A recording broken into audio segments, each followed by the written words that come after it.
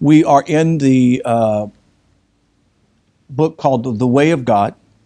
We're still in part one of several broken down parts, the fundamental principles of reality, but we're in chapter 2 called The Purpose of Creation.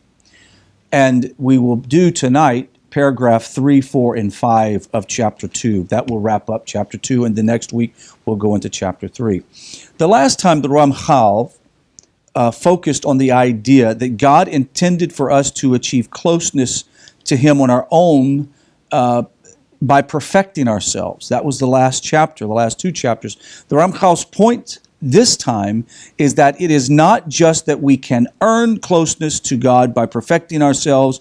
We, in fact, become close to Him through the very process of perfecting ourselves, as He will explain in just a moment.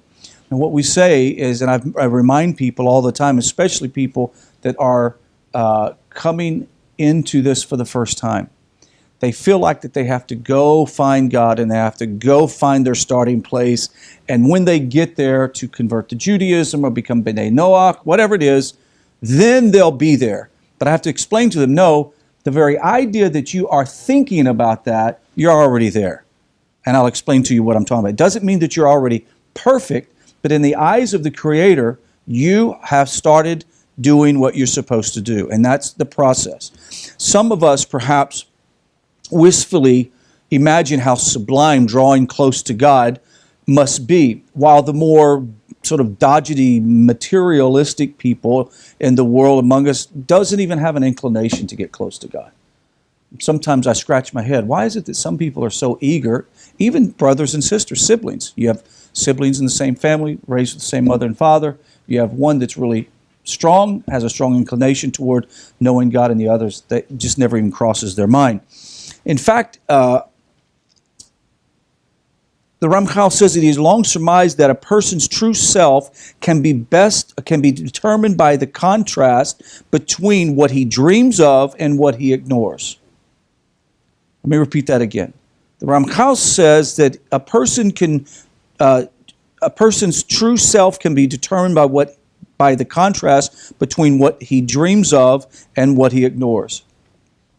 So I contend that it would do us each well, to determine just where we ourselves stand on the dream to get close to God and the continuum in order to know the spiritual station.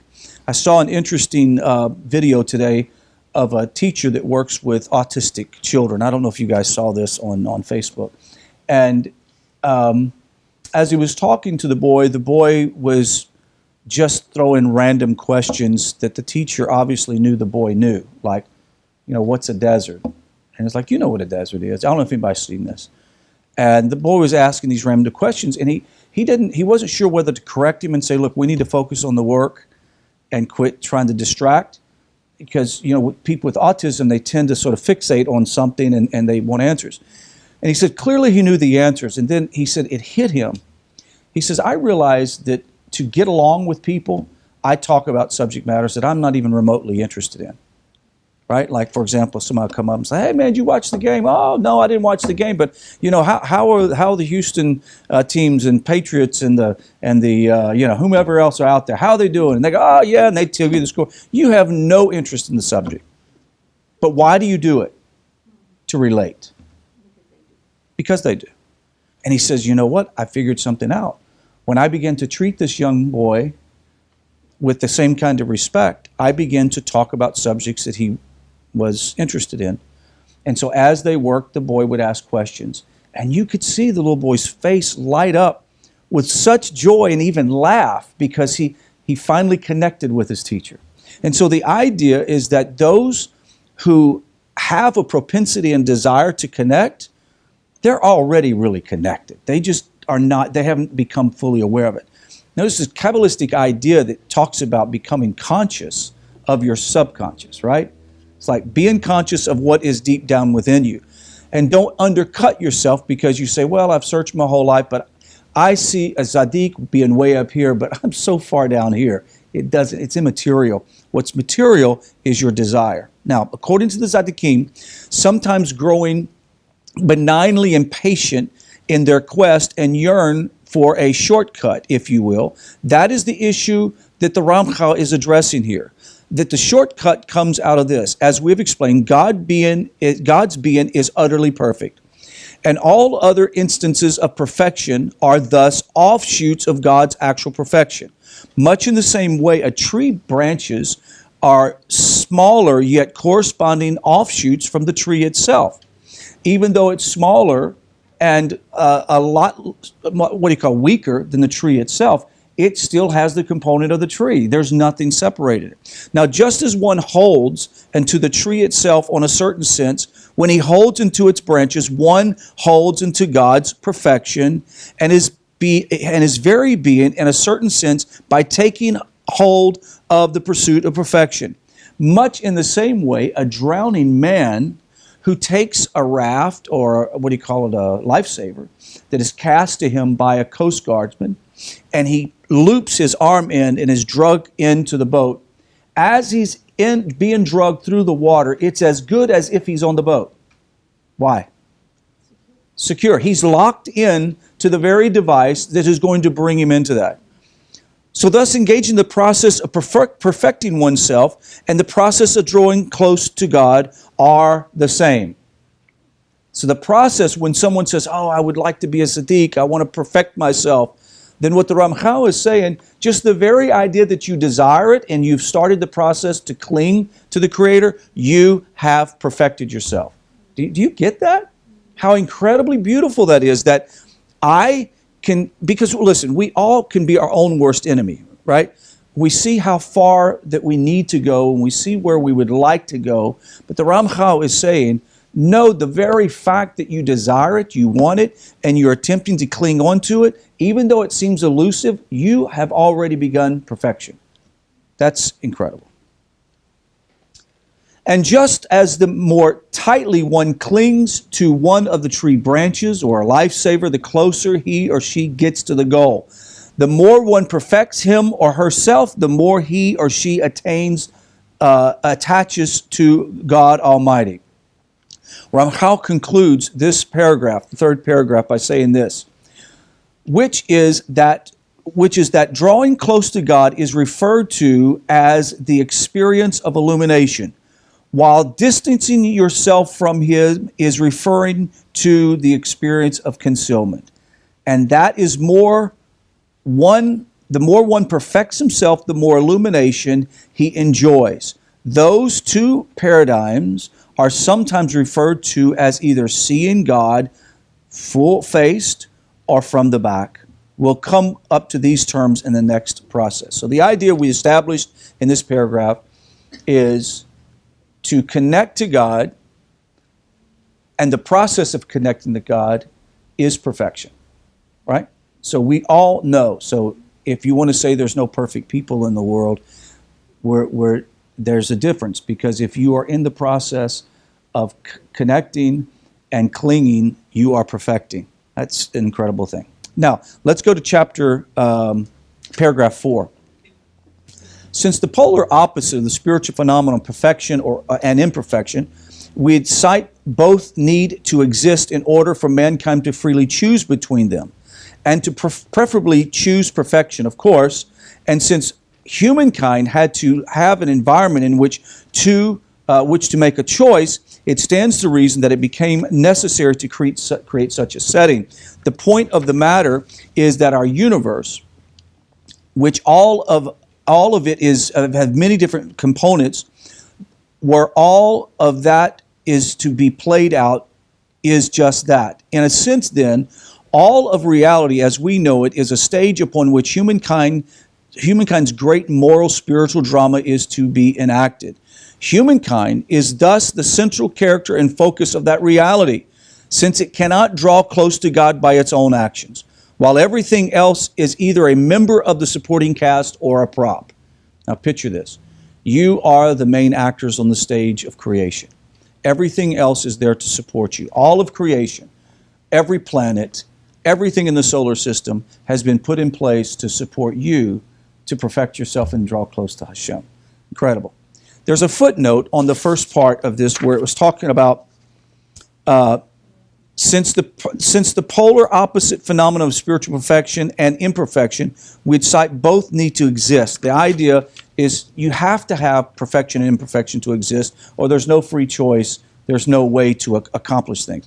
There's a footnote that says that is, since the ability to achieve spiritual perfection, to draw close to God by pursuing the good and the right, or to settle for spiritual imperfection, and to avoid God by pursuing the bad and the wrong, had to exist. Notice that contrary to the common practice, Ramchal doesn't speak in moral terms here so much as utilitarian ones, saying in effect, if you want to succeed at what's good rather than failing at it, then rather than if you want to be good rather than bad. So he says the Ramchal takes sort of a gentle approach to this, to say, look, this isn't about being a good and bad. The point is, if you want to succeed in righteousness, you have to do the things to become righteous.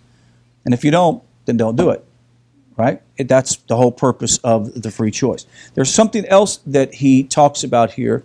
It is footnoted in where it says that, in a sense, all reality as we know it is a stage upon which, keyword here, everybody say humanity. So who is humanity? Everybody. It's not just Jews. It's the righteous in the nations and the nations. So what does the Ramchal say? And the Ramchal says that humankind is the actors on the stage. It's not just the souls of the Jews. Now we know the soul of the Israelite people that received the Torah at Sinai has a special responsibility in the world to help the non-Jew achieve that. That is it in a sort of a nutshell. Let's go to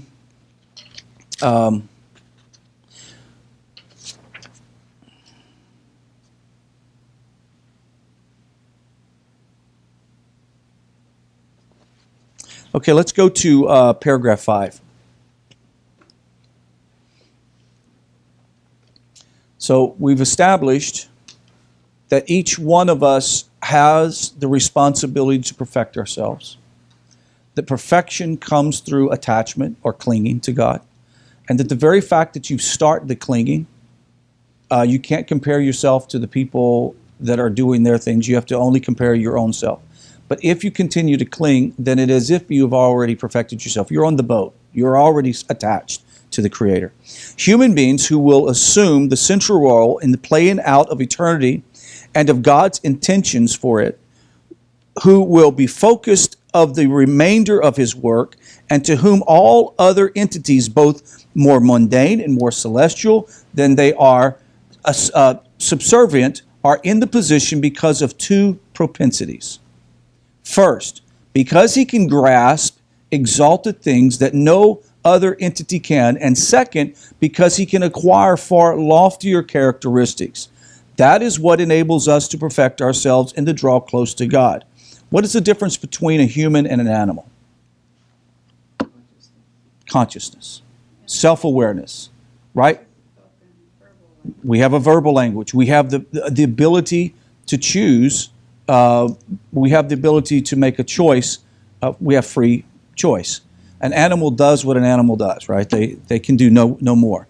And this is what we're talking about. So we have the capability of comprehending more loftier things. Now, they say that like primates, the gorillas that do sign language, they realize they're much further advanced than we understood before, but they still lack that consciousness that we have, the level of consciousness we have. The opposite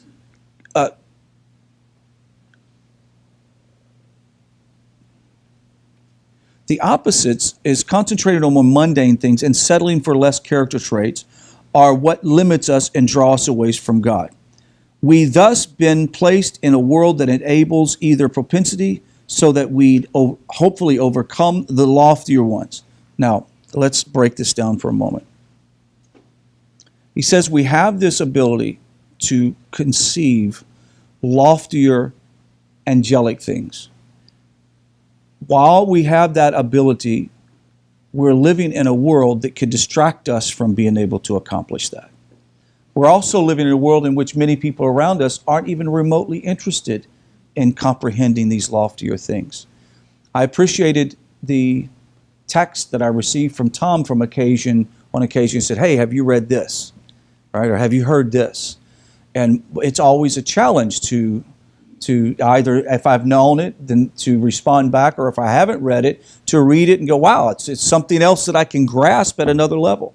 So the whole point is that this process of grabbing a hold of these loftier ideas and characteristics, and trying to reach for perfection of my character, my midot, or my intentions, to really finally look at all of the areas that nobody in this room is able to do, like I can do with myself, right? I can't look at Sandy's characteristics that she needs to improve and know what they are. Because we can become really good at what we call faking it till we make it, right? We get really good at putting on a good face. But it's these really personal times, it's something that I've learned, and it's good to do it, especially when you have a time that you can do it, like on Shabbos. To literally close the door, go lay on the couch, and think in a quiet room. The power of that is overwhelming. Because what happens is we're living in a society now that pollutes our mind with noise, with actually useless noise. It's absolutely useless noise. My son, he and I were together last night, and he came over to the house for some dinner, and he was telling me how obnoxious news and news talk radio has become, because you'll realize they're sitting there talking a whole hour about nothing, about actresses, the clothes they wear, or singers, what albums they've done, or football players or ball players that have did this and that, and their messed up, complicated life. And he says it got to the point, because he works with a group of men, that's what they like to listen to. And he says it just drove him nuts. And they all tease him now, because, he's like, good God, could you just turn that stuff off? It's driving me insane. I can't think, working in this environment, listening to that's mindless chatter. The presidential elections is the same thing. And I'm talking about on both sides. It's just so messy and cluttered up. I've unplugged. I've totally unplugged.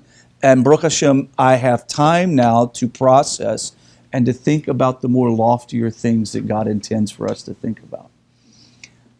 I hope that as we proceed into this next chapter, the idea that we are developing here is that God has given us the responsibility to connect to Him. It's our responsibility. If you don't connect, it's not your rabbi's fault, or it's not the teacher's fault, it's your fault. And if you want to connect, it's very easy. Grab a hold of the closest thing that connects you to God. Now, think about this, the tree and the branches. If you grab a hold, even to the smallest of branch, you have grabbed the tree. If you've grabbed the life raft, you're on the boat. If you have begun to wrestle with the ideas of character traits and intention and prayer and study of Torah, even if at the smallest level, you've already connected to Hashem in perfection. That's a beautiful lesson the Ramchal teaches us. So the next lesson we'll go into will be chapter 3. Chapter 3, probably paragraph 1 and 2. So that concludes this lecture. Any questions? Yes, Tom. Well, I have this little booklet on Romans, and people that ties in exactly what you said, if you don't mind. No, please, yeah. Be careful to guard your